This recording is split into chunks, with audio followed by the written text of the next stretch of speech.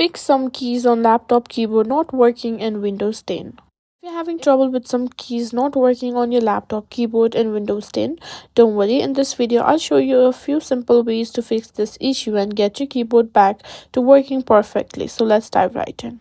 First things first, carefully inspect the keyboard for any dust or dirt around the problematic keys. If you can see any, you can use a can of compressed air or a soft cloth to gently clean the area.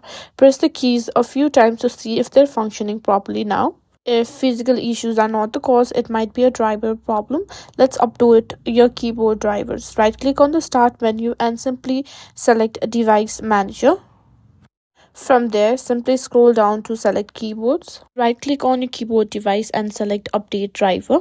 Choose search automatically for updated driver software and let Windows find and install any updates.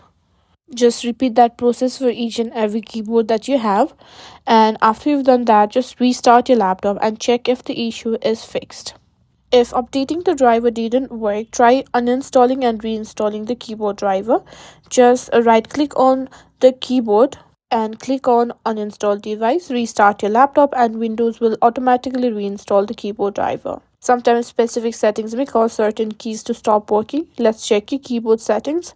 Open settings by pressing Windows plus I and simply search for keyboard or ease of access. And here you can simply find an option that is called filter key. Make sure to toggle off that option. This setting can sometimes block certain key presses. If it's on, toggle it off and test the keys again. And that's it. You've now learned several ways to fix the laptop keyboard keys not working in Windows 10.